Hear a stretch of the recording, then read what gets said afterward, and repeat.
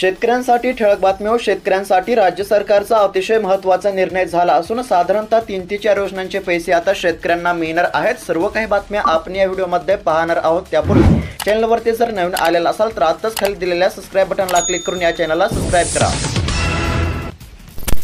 पुरवणी अर्थसंकल्पामध्ये शेतकऱ्यांच्या कर्जमाफीची तरतूद करण्याची मागणी. सध्या जर पाहायला गेलं तर आम्ही सत्तेवर आलो तर शेतकऱ्यांचा 7/12 कोरा करू असे आश्वासन मुख्यमंत्री माननीय देवेंद्र फडणवीस यांनी निवडणुकीपूर्वी जाहीर सभेमध्ये शेतकऱ्यांना दिले होते. त्यानुसार आता पुरवणी अर्थसंकल्पामध्ये शेतकऱ्यांच्या कर्जमाफीची तरतूद करण्याची मागणी होत असल्याचे सध्या पाहायला मिळत आहे. पीएम किसानचे 2000 रुपये आले. नमो शेतकरी योजनेचे कधी. सध्या जर पाहायला गेलं तर शेतकऱ्यांची प्रतीक्षा संपली असून नमो शेतकरी योजनेच्या हप्त्याची तारीख जाहीर झाली आहे. सविस्तर अपडेट आपण व्हिडिओच्या पुढे पाहणार आहोत, त्याकरिता व्हिडिओला शेवटपर्यंत पहा. अतिवृष्टी पीक विमा 31 मार्च पूर्वीच अनुदान येणार खात्यात. सध्या जर पाहायला गेलं तर राज्य सरकारचा अतिशय महत्त्वाचा निर्णय झाला असून आता अनेक दिवसांच्या प्रतीक्षेनंतर शेतकऱ्यांच्या खात्यावरती नुकसान भरपाई आणि पीक विम्याची रक्कम ही जमा होण्यास सुरुवात झाली आहे. आता 31 मार्च पूर्वीच शेतकऱ्यांच्या खात्यावरती अनुदानाची रक्कम जमा होणार असल्याची मोठी घोषणा राज्य सरकारने केली आहे. त्यानुसार आता राज्यातील शेतकऱ्यांना मोठा दिलासा मिळणार आहे. तसेच नुकसान भरपाईसाठी आणि पीक विम्यासाठी पात्र असलेल्या जिल्ह्यांची यादी देखील आपण पुढे पाहणार आहोत. त्याकरिता फक्त या व्हिडिओला शेवटपर्यंत पहा आणि तुमचा जिल्हा कमेंट करून नक्की कळवा. घरकुल योजनेतील घरांना 5 ब्रास मोफत वाळू देणार. महसूल मंत्री बावनकुळे यांची माहिती. सध्या जर पाहायला गेलं तर घरकुल योजनेतील घरांना आता 5 ब्रास पर्यंत मोफत वाळू देण्याचा निर्णय राज्य सरकारने घेतला असल्यामुळे आता लाभार्थ्यांना दिलासा. बार्शी उपसा सिंचन योजनेसाठी 69 कोटी रुपयांचा निधी मंजूर. आमदार दिलीप सोपल यांची माहिती. तालुक्यातील शेतकऱ्यांमधून समाधान. सध्या जर पाहायला गेलं तर बार्शी उपसा सिंचनसाठी 69 कोटी रुपयांचा निधी मंजूर. हळदीचे उत्पादन 80,000 टनांनी घटण्याची शक्यता. 85% क्षेत्रावरील हळदीची काढणी उरकली. कांदा दरासंदर्भातील बातमी. बाजार समिती छत्रपती संभाजीनगर या ठिकाणी कांद्याची 4113 क्विंटलची आवक झाली होती, तर कांद्याला जास्तीत जास्त 1750 रुपयांचा दर. मोठी बातमी. खरीप हंगामासाठी 250 कोटींचा पीक विमा मंजूर. 15 दिवसांमध्ये शेतकऱ्यांच्या खात्यावर रक्कम होणार जमा. सध्या जर पाहायला गेलं तर आता तब्बल 250 कोटी रुपयांचा निधी शेतकऱ्यांच्या खात्यावरती जमा होणार आहे. सद्यस्थितीमध्ये आता यामध्ये धाराशिव जिल्ह्याचा मोठ्या प्रमाणावरती समावेश पाहायला मिळत आहे. तसेच पीक विम्यासाठी पात्र असलेल्या पुढील जिल्ह्यांची यादी देखील आपण पाहणार आहोत. त्याकरिता फक्त या व्हिडिओला शेवटपर्यंत पहा. सद्यस्थितीमध्ये धाराशिव जिल्हा पात्र आहे. विदर्भामध्ये उष्णतेची लाट कायम. सध्या जर पाहायला गेलं तर विदर्भात तसेच राज्यामध्ये उष्णतेची लाट कायम असल्याचे सध्या पाहायला मिळत आहे. अखिल भारतीय मराठी साहित्य संमेलनामध्ये शरद पवारांकडून मोदींच्या नेतृत्वाचे कौतुक. विशेष स्नेहासाठीही आभार. सोयाबीन निर्यात अनुदानाची मुख्यमंत्र्यांची केंद्राकडे मागणी. सध्या जर पाहायला गेलं तर देशामध्ये सोयाबीनचे दर दबावत आहेत, त्यामुळे सोयाबीन उत्पादकांना नुकसान सोसावे लागत आहे. त्याची दखल घेत सोयाबीन दरामध्ये तेजीच्या अनुषंगाने सोयाबीन निर्यातीला अनुदान देण्यामध्ये यावे अशी मागणी मुख्यमंत्री देवेंद्र फडणवीस यांनी केली आहे. केंद्रीय गृहमंत्री तसेच सहकार मंत्री अमित शहा यांना लिहिलेल्या पत्रामधून ही मागणी करण्यामध्ये आली आहे. दिवसा कडक ऊन, रात्री बोचणारी थंडी. विषम हवामानामुळे आजार बळावले. शीतपेय फळांना वाढली मागणी. सध्या जर पाहायला गेलं तर दिवसा कडक ऊन आणि रात्री बोचणारी थंडी असल्याचे सध्या राज्यामध्ये चित्र आहे. 2 वर्षांनी दुष्काळ निधी. 75,000 शेतकऱ्यांच्या खात्यावर 116 कोटी रुपये जमा. सध्या जर पाहायला गेलं तर आता तब्बल 2 वर्षांच्या प्रतीक्षेनंतर शेतकऱ्यांच्या खात्यावरती दुष्काळ निधी जमा होण्यास सुरुवात झाली आहे. सद्यस्थितीमध्ये आता यामध्ये सोलापूर जिल्ह्यातील सांगोला तालुक्याचा समावेश पाहायला मिळत आहे. तब्बल 2 वर्षांच्या प्रतीक्षेनंतर सांगोला तालुक्यातील 75,000 शेतकऱ्यांच्या खात्यावरती 116 कोटी रुपयांचा निधी हा जमा झाला असल्यामुळे सध्या शेतकऱ्यांना दिलासा मिळाला आहे. तसेच उर्वरित पात्र शेतकऱ्यांना केवायसी करण्याचे देखील आवाहन केले जात आहे. केवायसी केले तर शेतकऱ्यांना लाभ मिळणार आहे. शेतकरी संघटनेतर्फे महायुतीच्या जाहीरनाम्याची होळी. अर्थसंकल्पामध्ये कर्जमाफी न केल्यास शेतकरी झाले आक्रमक. सध्या जर पाहायला गेलं तर आता कर्जमाफीसाठी शेतकऱ्यांचे आंदोलन पाहायला मिळत आहे. 50,000चे प्रोत्साहन अनुदान अजून आले नाही। 6 महिन्यांपासून सरोवर ठप्प। सध्या जर पाहायला गेलं तर यवतमाळ जिल्ह्यातील 71,000 शेतकऱ्यांना 270 कोटी रुपये मिळाले असून अजूनही 3,000 शेतकरी प्रोत्साहन अनुदानाच्या प्रतीक्षेमध्ये असल्याची स्थिती आहे। त्यामुळे आता या 3,000 शेतकऱ्यांना तात्काळ अनुदानाचा लाभ द्यावा अशी मागणी देखील सध्या करण्यामध्ये येत आहे। सद्यस्थितीमध्ये आता यवतमाळ जिल्ह्यातील 71,000 शेतकऱ्यांच्या बँक खात्यावरती तब्बल 270 कोटी रुपयांचा निधी हा जमा करण्यामध्ये आला असल्यामुळे सध्या शेतकऱ्यांना दिलासा मिळत असल्याचे चित्र आहे। मात्र 3,000 शेतकऱ्यांचे हे अनुदान रखडले असल्यामुळे आता या शेतकऱ्यांना तात्काळ अनुदानाची रक्कम देण्याची देखील मागणी करण्यामध्ये येत आहे। महाविकास आघाडी महायुतीमध्ये राजकीय धुळवड। सध्या जर पाहायला गेलं तर महाविकास आघाडी आणि महायुतीमध्ये राजकीय धुळवड असून पटोले यांनी शिंदे आणि अजित पवार यांना मुख्यमंत्री पदाची ऑफर दिली आहे।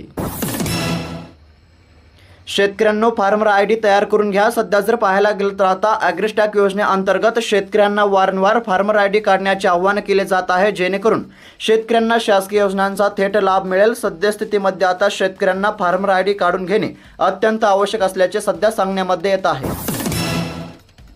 महत्त्वाची बातमी, ई-केवायसी विना शेतकऱ्यांचे 50 कोटींचे अनुदान पडून जिल्ह्यामध्ये 70,000 शेतकऱ्यांची केवायसी प्रलंबित। सध्या जर पाहायला गेलं तर आता ई-केवायसी अभावी शेतकऱ्यांचे 50 कोटी रुपयांचे अनुदान हे पडून असल्यामुळे सध्या शेतकऱ्यांना वारंवार केवायसी करण्याचे आवाहन केले जात आहे। ऑगस्ट सप्टेंबर या महिन्यामध्ये अतिवृष्टीमुळे शेतकऱ्यांचे मोठे नुकसान झाले होते। याकरिता आता शेतकऱ्यांच्या खात्यावरती रक्कम ही जमा होत असली तरी ई-केवायसी अभावी अनेक शेतकरी नुकसान भरपाईपासून वंचित असल्यामुळे सध्या शेतकऱ्यांना केवायसी करण्याचे आवाहन केले जात आहे।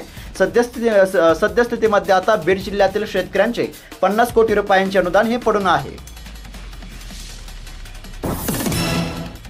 शेतकऱ्यांची कर्जमाफी का नाही? सुधीर भाऊंचा फडणवीस सरकारला सवाल। सध्या जर पाहायला गेलं तर आता राज्यामध्ये शेतकऱ्यांची कर्जमाफी कधी होणार याकडेच सर्वांचे लक्ष लागले असले तरी शेतकऱ्यांची कर्जमाफी करण्याचे धाडस करा असे आवाहन सुधीर मुनगंटीवार यांनी राज्य सरकारला केले आहे। तसेच कर्जमाफीची जोरदार मागणी। शेतकऱ्यांना भाववाढीची आशा कायम, पण कापसाच्या साठवणुकीमुळे आरोग्य धोक्यामध्ये। सध्या जर पाहायला गेलं तर शेतकऱ्यांना भाववाढीची आशा सध्या कायम असली तरी कापसाचे भाव केव्हा वाढतील असा शेतकऱ्यांमधून प्रश्न उपस्थित केला जात आहे। 15 वर्षाच्या तुलनेमध्ये सोयाबीनची 10 पट जास्त खरेदी। सध्या जर पाहायला गेलं तर सोयाबीन खरेदी 10% झाली आहे असे विरोधक सांगत असले तरी सोयाबीनची खरेदी 10 पट जास्त झाली असल्याचा दावा मुख्यमंत्र्यांनी केला आहे।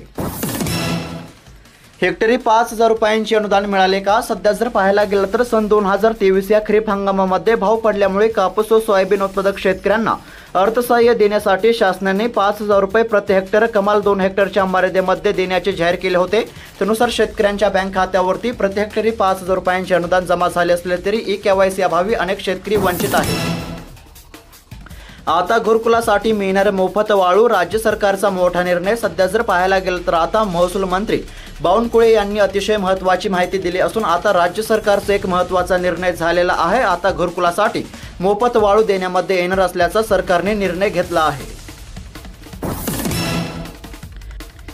सोयाबीन निर्यातीसाठी अनुदान द्या, मुख्यमंत्री फडणवीस यांचे गृहमंत्री अमित शहा यांना पत्र। सध्या जर पाहायला गेलं तर सोयाबीन भाव वाढीसाठी सरकारने सोयाबीन निर्यातीसाठी अनुदान द्यावे अशी मागणी राज्याचे मुख्यमंत्री देवेंद्र फडणवीस यांनी केंद्र गृहमंत्री तसेच सहकारी मंत्री अमित शहा यांच्याकडे केली आहे। राज्याच्या कृषी मूल्य आयोगाचे अध्यक्ष पाशा पटेल यांनीही ही मागणी करत सरकारने 5,000 कोटी निर्यात अनुदान दिल्यास सोयाबीनचा भाव 5,500 रुपयांपर्यंत वाढतील असा दावा केला असल्यामुळे सध्या शेतकऱ्यांना दिलासा मिळण्याची शक्यता आहे। सद्यस्थितीमध्ये आता सोयाबीन निर्यातीसाठी अनुदान देण्याची मागणी जोर धरत असल्याचे चित्र आहे।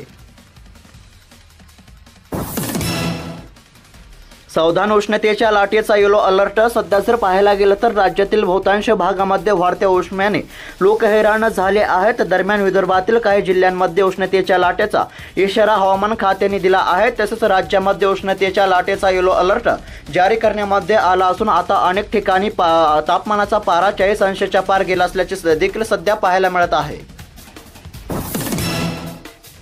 कृत्रिम बुद्धिमत्तेच्या तंत्राने शेतीचा कायापलट, खासदार शरद पवार यांनी वर्तवला ऊसासह शेती क्षेत्राचा अंदाज। सध्या जर पाहायला गेलं तर कृत्रिम बुद्धिमत्तेच्या तंत्राने शेतीचा कायापलट होण्याची शक्यता आहे।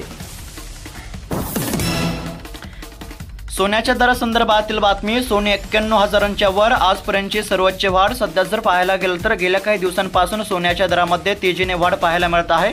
ही वाढ आता 91,000च्या पार गेली आहे, कारण रंगपंचमीच्या दिवशी सोन्याचा दर 91,464 रुपये नोंद करण्यामध्ये आलेला होता.